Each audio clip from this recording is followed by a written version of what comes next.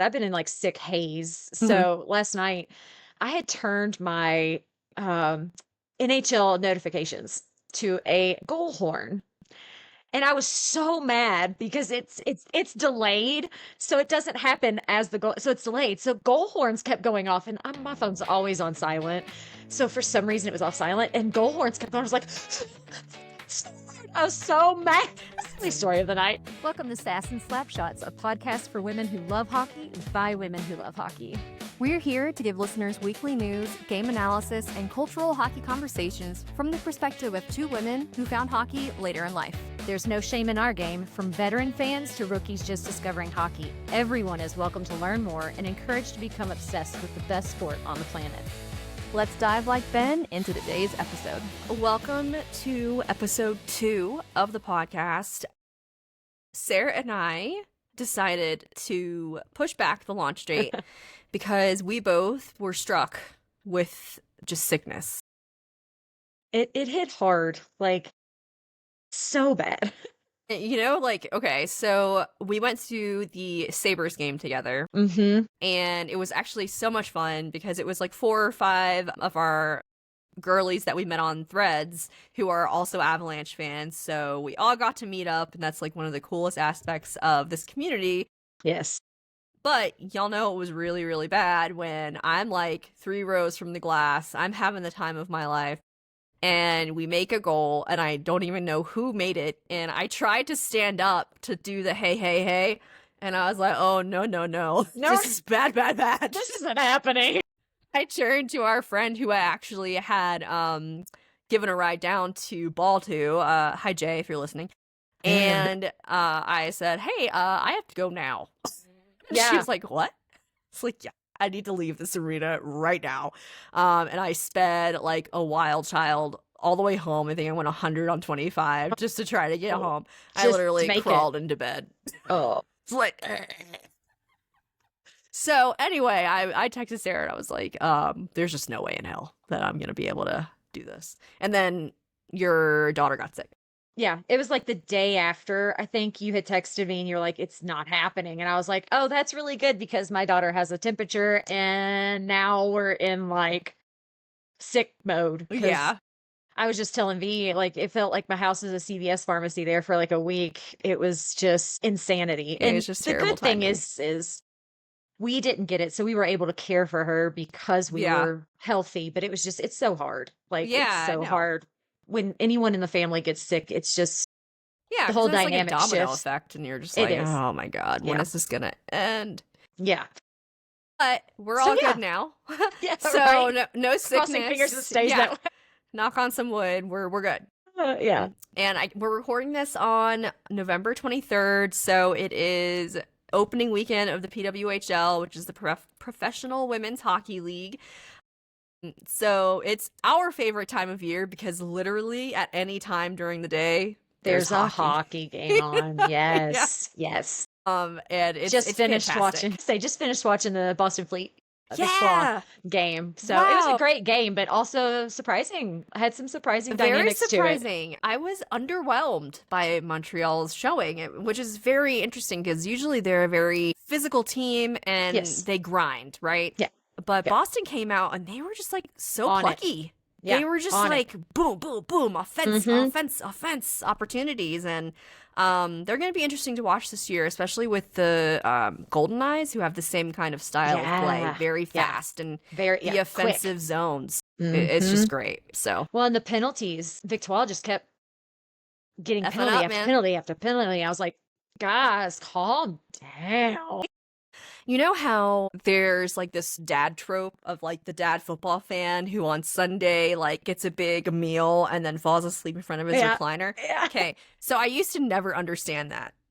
I really I didn't. get But it now. I was watching, I fell asleep during the Boston Montreal game like halfway through, and it's just like Take a nap. the ambient sports noise in the background, and I'm Mhm. just like, yes. Yes.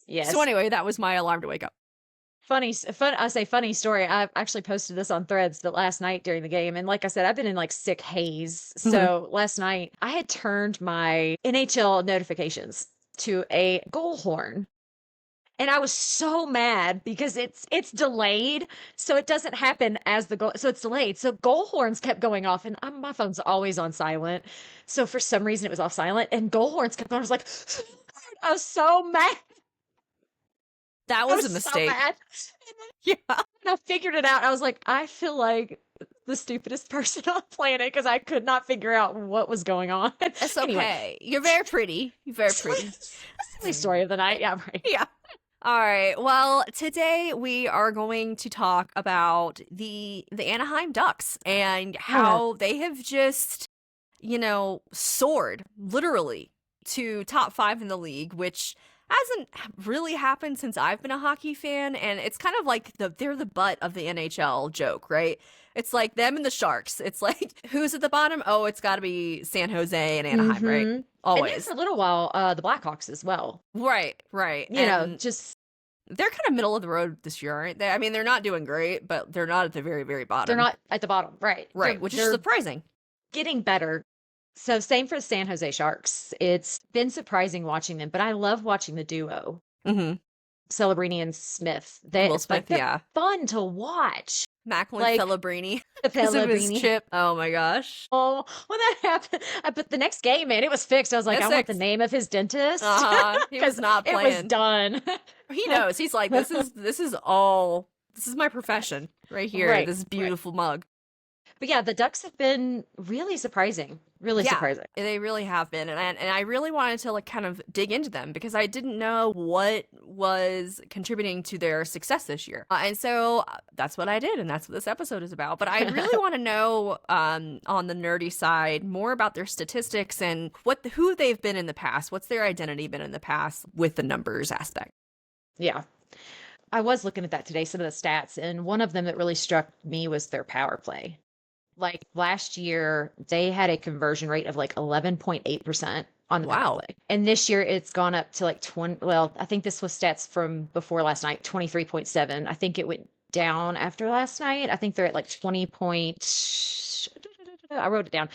It's 20% in the 20% range after last night, but that's like 16th. So they went from bottom of the league to mid-range. Jumped right up. Okay. This year. So that, and again, as Avalanche fans, we know how important the power play is because ours is not so great. Yeah, I've been criticized for being too hard on the power play online, and I really couldn't give a rat's ass because the power play is shit. Right. It is. It is. I mean, one game we had an insane power play stat, and that's it. Like one game. I think and to the Avalanche coach credit, you don't have to be great on the power play if your 5-on-5 is perfect. But the problem is that our 5-on-5 isn't perfect 100% of the time. 100%. And so we always have the power play as our detriment. And, we hired Hackstall, and he was supposed to be the miracle worker on ice and fix this power play situation because I guarantee you, we're going to have first round in the playoffs. It's going to be the fucking Stars. And it's going to be the same situation. And that's what we're trying to prevent. And so why I'm so hard on them is because it matters. It needs to be fixed. Yeah. Months from now when everybody's bitching about the power play.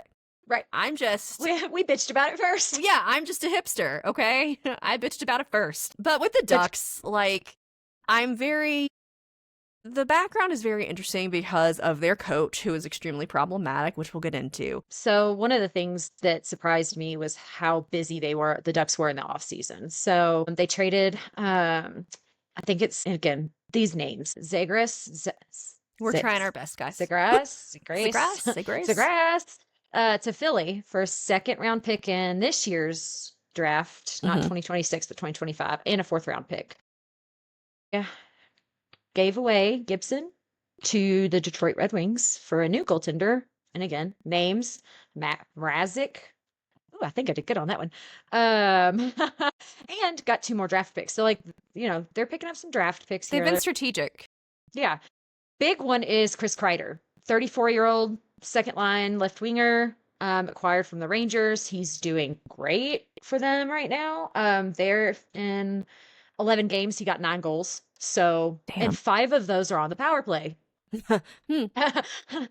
So, he went on a little streak there for him. So, I mean, that's That's pretty big. 9 goals in 11 games, 5 on the power play. That's great. So big for them. They re-signed their goalie and Dostal. So also great because he stood on it. I mean, Yeah. And then they had Truba from New York. yeah. And he kind of got out of there right as some controversy was brewing. He's like, Yeah. fuck this, I'm out. I'm out. And when I saw that, when I initially did, I was like, they're captain to the Ducks? Like, I'm pretty sure everyone in the league was like, oh, that's a rough demotion right there. Right. But now he's the one laughing at us. So, they have Truba and they have Carlson, who was the number 1 pick in 2023. So all of these strategic draft picks and these trades have really set them up for success this year. Plus, they completely rehauled their entire coaching staff.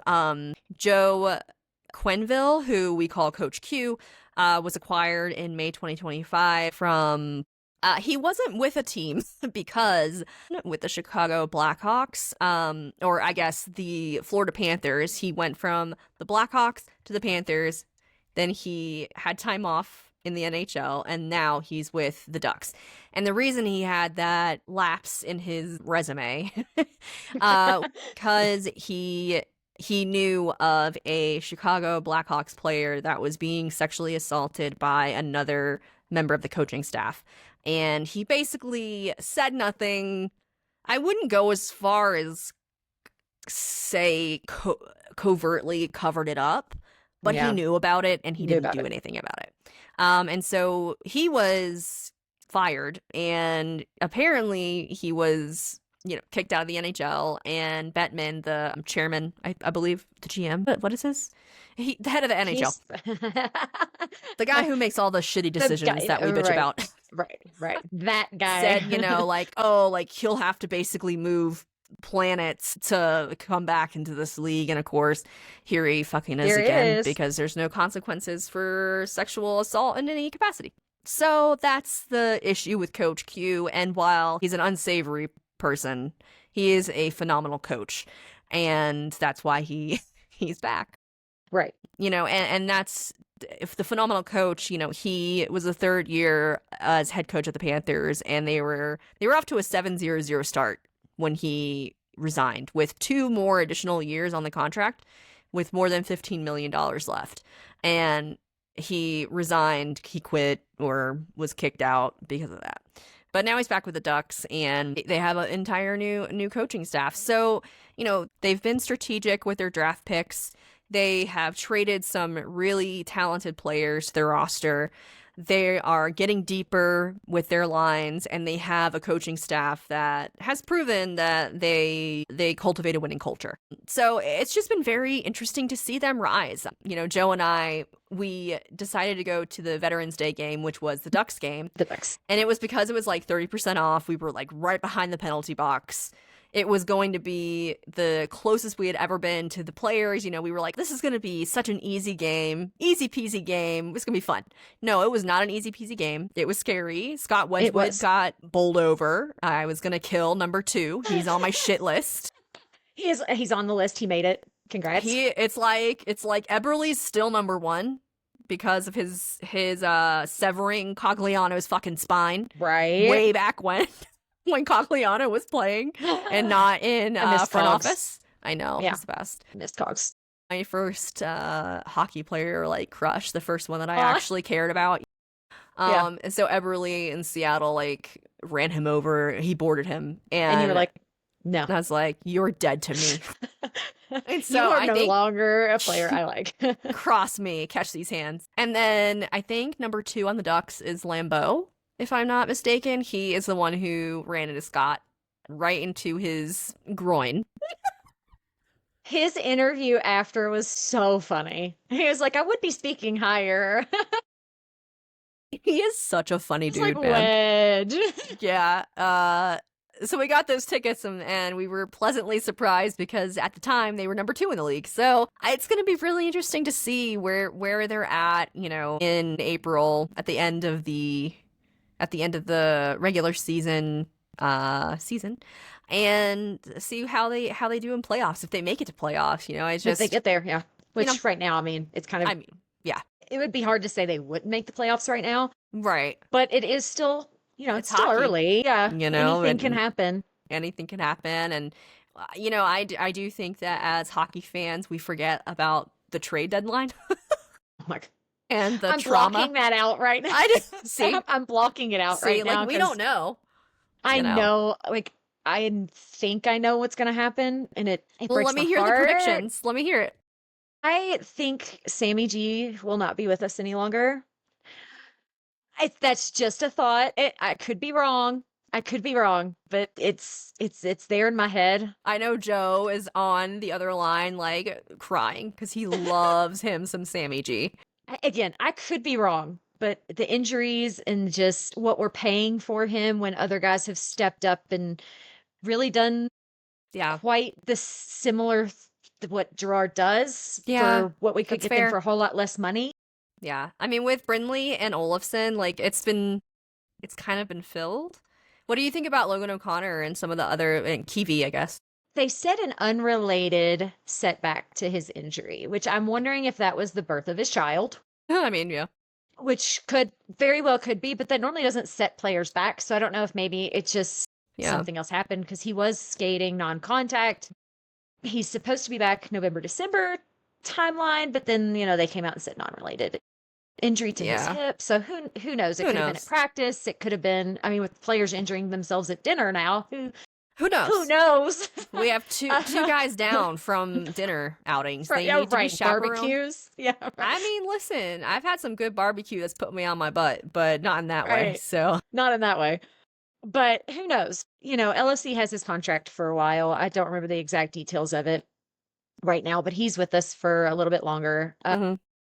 Kiwi, I don't know about because his contract, I want to say, is up this year. I'll have to check that out because, again, I'm trying to block the trade deadline I from my know. brain. I know we don't after want to think last about year. it, but we got After to. last year, I try and just trauma I know. not think about it. Fans 'cause are, and we Miko gotta talk was my about. favorite. I know. We gotta talk about Miko, friend. Oh gosh. So he was my favorite What the player. fuck? Right. I loved Miko. Like, have Yeah. his jersey, have the big moose shirt we Yup, both have. We both like, have it. love Miko Rantanen. Yeah. He was like, you said Cogs was your like first like NHL like crush. Yeah. Miko was mine. Like, the big physicality, Yeah. the shots from his spot. I always called it his spot. I mean, But- he's the moose. Like, how can you Right. not love the moose? The moose was loose. Like, Yeah. it was so good. And to see him Ugh. Become a adopt Stars the player. yeah. Well, he adopted the Dallas like play of I'm gonna be an asshole. Yep. Everyone online, everyone is like, I can't believe, and I'm like, I'm sitting here like, yeah, I knew that was gonna happen. It sucks, but Yeah. that's the way they play. And I thought It is. initially with the new coach that culture would change, but it did not. That's just their style of play. It doesn't seem to have changed. And I hated Marchman. Yeah. And now he's with the Kraken and he's playing hockey. He's not just flopping around on the ground drawing penalties. He's actually playing hockey, which is, I'm like, am I going to actually like Marchman? How dare you? No, you will not. Right. It's like, what is happening? That's against our blood. But I see what you're saying. Like, it just seems to be like the Dallas type of hockey. They just flop, they draw penalties, they play dirty, and it feels like they go out of their way to hurt the other team. And I hate that. Like, I that is hate not that. what it's supposed to be. Just play good hockey. And you it know? scares Just- the shit out of me with Landy. Like, Oh my gosh.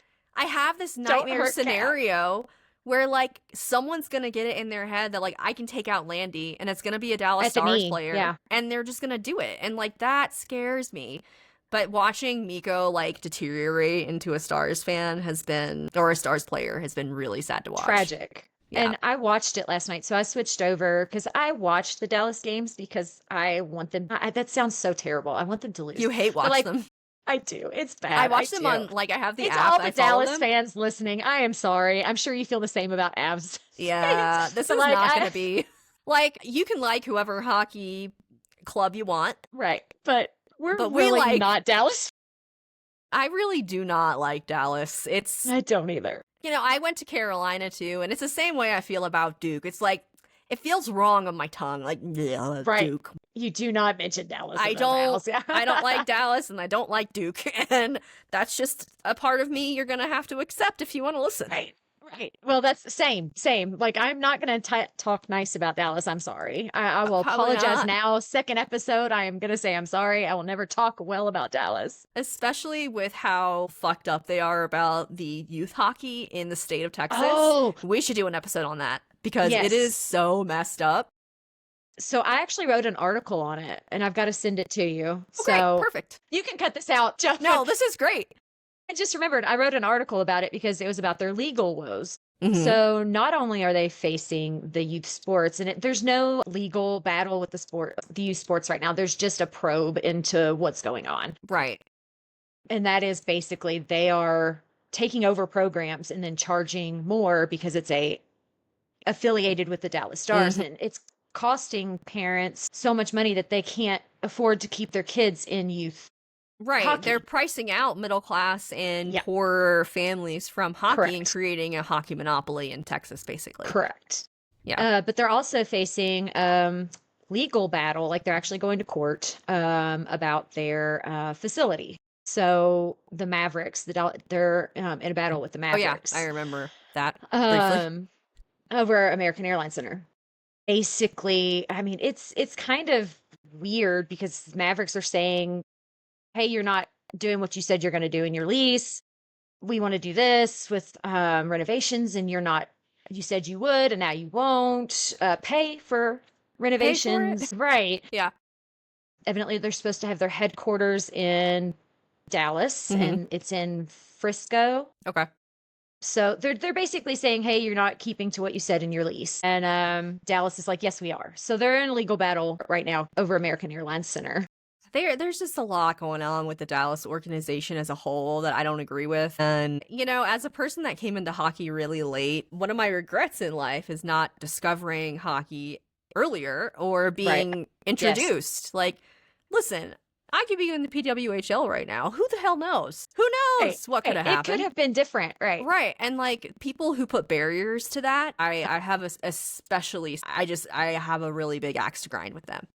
Sass and Slapshots is proudly supported by Double Hockey Sticks, the hockey brand that's flipping the script on what hockey culture looks like. Born from a queer creator in an unconventional hockey market, Double Hockey Sticks celebrates fans from all walks of life who are ready to take up space at the rink. From their Hockey is Gay line to the Drop Gloves Punch Nazis collection, their gear is bold, loud, and unapologetically inclusive. Double Hockey Sticks is redefining what it means to be a hockey fan, one design at a time. Be part of the hockey culture shift by visiting doublehockeysticks.com and wear your hockey heart out loud. Click the link in our show notes to be a part of the movement.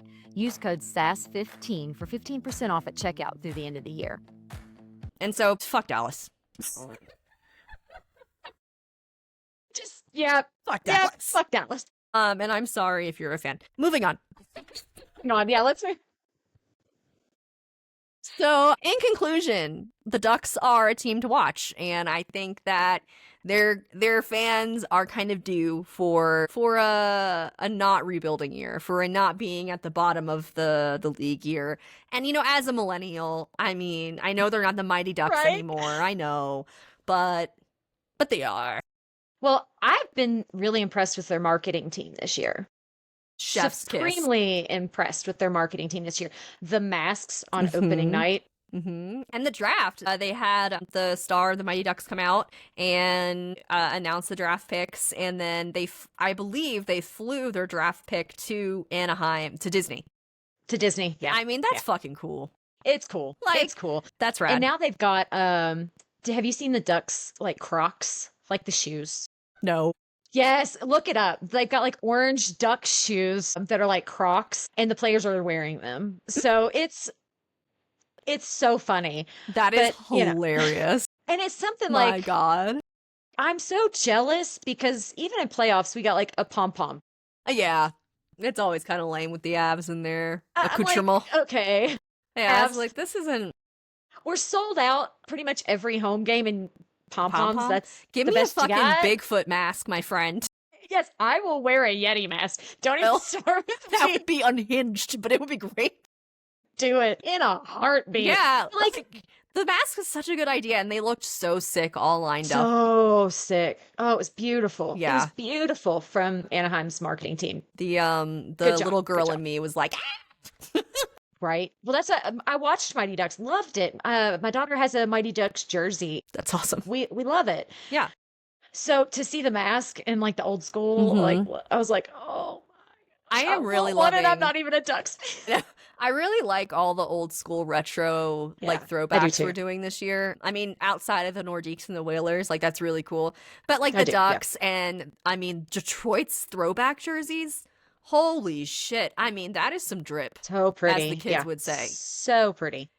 Oh, the leather imitate. Oh, Mm. it's just beautiful. It really It is. And it looks so good on the ice too. I was Yeah. just like, Yeah, I know. It's good like, job. Good job. Good job. Good job You marketing. did great.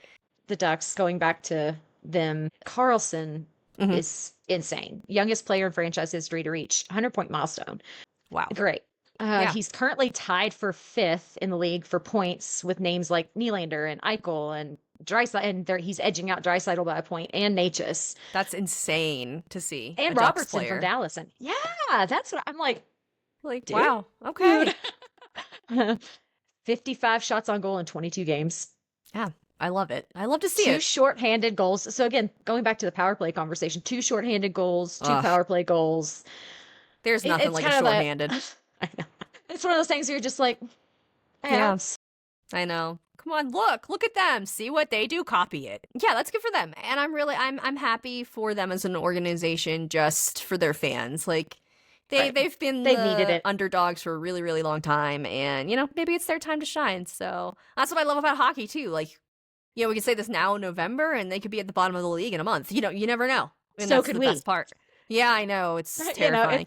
it's a hard, and that I think that's why hockey is so amazing. You never know. Like you Mhm. think you know how a game is going to go. Like the game last night with the Avs against the Predators. So I didn't watch this game. Thank God. Thank God. Be thankful. The score does not reflect what happened in that game. Yeah, I heard from threads blowing up and from you texting me and Joe. But Oh, I was sad that I missed Blackwood's first shutout, but that was Yes. the only good thing that happened in that game, I heard. other than Burns, like Burns came out on his skates and just was like, I'm 15 shooting it. seconds. And 15 seconds in scored. I was like, ah. So, I mean, just bullet straight to the net. I'm really it was liking great. that new pattern of just Yes. boom, first point. I'm like, this is a great way to set up the game. Start the game. Yeah. Yeah. I like taking the lead and keeping the lead. I did not like coming from behind. We Nope. did that so much last year that Yeah. I'm over it. I'm very It's- over it. It's fun when you come back and win, but it's also fun to take the lead and keep the lead so that you're not stressed in the I'm just entire stressed game. the whole freaking game when they do that shit. Yeah. And I know Yeah. the third period is our best period, but like, can it be our best period without being at the bottom of Right. the game? That'd be great. Right. That'd be great. My shins, But they like, kept us, ugh. yeah, they kept us to 1 goal the entire game. Yeah. Again, the score does not reflect what happened in that game. Mhm. So many turnovers, just not our best night. And the words like escape Yeah. me because it's Yeah. just, it just felt like a grind. Like, and just I hate not those good. games where it's like, Yeah. baby boys, I know that you're the top in the world. Can we act like it, please? and please. And it's Well, they kept trying to get it into the slot, and all the Preds were just sitting there. I'm like, guys, there's 4 players in the slot. You're not going to be able to get it in there. you're not right going to now. get it through that traffic. Like, you gotta find another it's not way. going to happen. It's not going to happen. And then they kept doing it. I was just like, okay, all right, cool. This is how this is going to go. Cool. Okay. Okay. Mm-mm, mm-mm. Well, hopefully tonight will be different. Yes. And it's Landy's birthday, so I'm manifesting a goal for him that does not Oh. get taken That away. that does not get challenged. Hopefully, Jesus right. Christ. I feel like it's So the bad. NHL officials versus Landy, and I hate that. Poor guy. Bless his heart. Bless his heart. And then him talking about coming home and his kids like cheering. And that's how like he woke up the game after he got his goal, was like the kids cheering because their mom was telling him about his goal. And I'm just like, oh, It's so wholesome. so sweet. Oh my gosh. Captain, my but captain. I love him. I know. so I love him much. And he brings so much. I know we're supposed to be talking about the Ducks, but like he brings so much to our locker room Oh yeah. that yeah, his points and yeah, his gameplay isn't where he used to be, which no one expected it to be because I mean that 2 years off almost 3, right? 3 I mean, years. it Yeah. was quite a significant amount of time for an injury. Mhm. To come back and be the same player. It's going to take some time. It's Like, unrealistic. But I mean, right, like, even for him to be on the ice was unrealistic until he made it a right. reality with his And he recovery. did it. So, but you can see an obvious shift in the attitude of the players. I think 3 or 4 games ago, I can't remember, Ross Colton was being interviewed by the broadcasting team late night after post game. And you know, they were like, what do you think is attributing to your success? And he's like, the locker room just feels different now. Like, it feels like we're going to win with Landy behind us. He's like, it's just the whole vibe of the organization is different, and we're here for the cup. And he's like, and that's what we're going to get. That's what I want. Yeah. Yeah, and I think, like, you're right. A hockey player isn't just what they do on the ice. And that's something that I definitely learned through becoming a obsessed fan is, like, what goes on off the ice and in the locker room and in these players' lives, it's just as important as their performance on the ice and the opportunities they can create and the points that they can put up. And having Landy back is just, it's invaluable. It is. It really is. You know, I think he wasn't he like the youngest captain ever in the NHL? I want to say one of. Okay, so the youngest permanent captain in NHL history is Connor McDavid. And then at the age of 19, and he took the title from Landy, who was the youngest at 19 as well. So 19 years and 266 days, that's McDavid, and Landy was 19 years, 286 days. Oh my goodness. So like 20 days. Yeah. Different stuff. But it brings, it brings to mind last year and just how disjointed everything seemed, even from the beginning with all the injuries to even the playoffs before Landy came back. It was like something just doesn't feel right It last wasn't year. the Avalanche. And yeah, at this time last year, Nichushkin was coming back. Correct. Which is funny because now he's out. But he's played more than he played last year, this time last year. You know, and then we swapped the lumberyard. Rantanen's gone. Landy's back. And they did like one trade in the offseason this year. And so I think keeping the permanence and keeping the guys with Landy has really been their strategy. And it's fun to see them develop. We're in the win now strategy. 8 games. Like, right? We're not in the rebuild yet. Like we're not in the we're worried about draft picks. We're worried about we're winning now while we have this superstar with, Nate and Kale, Natchez, that power that we have the now. Core. We have the lines, we have the depth, and we have the captain back. And I think that when momentum, LOC comes back, oh my God, it's gonna be great. Mean, the depth is gonna be insane. Yeah. And people said depth is our problem, and I'm like, guys, depth we is have not our problem. depth. I would say we have depth scoring more than some of the top guys at the moment. Yeah. Now our fourth line is insane. Like every our single depth line. Is not our problem right now. No, our depth is not our problem. Our fucking power play is our problem. Our power plays. Now our penalty kill is chef's kiss. Oh, it's like 90%. It's insane. Oh my gosh. Yeah, insane. We can definitely kill a penalty. So that's great. But like we have problems creating offensive chances during the power play, and it's gonna bite us in the ass. And that's the only reason I harp on it, is because I know it's gonna be playoffs, and people are gonna be like, "What about the power play?" And I'm gonna be like, "Well." And I know it sounds simplistic, but the more you pass, the more opportunities you have for a turnover. That's just what it is. I mean, I know that's a simple way to say it. It's more complicated than that. I get that. I know I'm not an NHL player. I know there's a lot more that goes on behind the scenes. Right. But the more you pass it, the more chance the other team has to turn it over and get in the way of that pass. And get in the way of that lane. Shoot it. Like, at least if you lose it off of a rebound, at least you got a chance. You tried. Right. The Boston game, like, those girls did not give a shit what the situation was in front of them. They were going to shoot the puck. And that is going to be their success. And I just want to sit all of our boys in a room and say, look at them shoot the puck. Look at them create those chances. Look at the garbage in front of the net. Look how she gets that garbage. That's what you need to do, friend. Yeah. But, that's just the way of the game right now.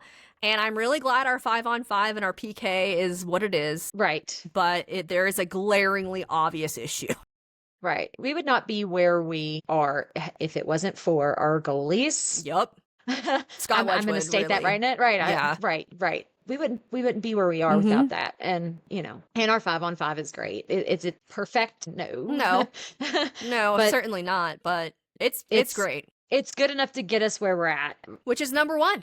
So which is number one, and 8-game wins, and that's great. But like you said, there's going to come a time where that we're gonna have to address the elephant in the room, right. and the cows are gonna have to come home. And I don't know what other animal saying I can put out there, but Put it out there, yeah. But you know, to keep with that, one of the quotes I found from Anaheim was puck possession is what's changed so much for them and what they're harping on with their young guys. And what they're really sitting them down and saying is puck possession, hang on to it. And if we lose it, get it back as fast as we can. And that struck with me because, again, we could get complicated and we could talk about all the in-depth strategies in hockey, but puck possession is so important.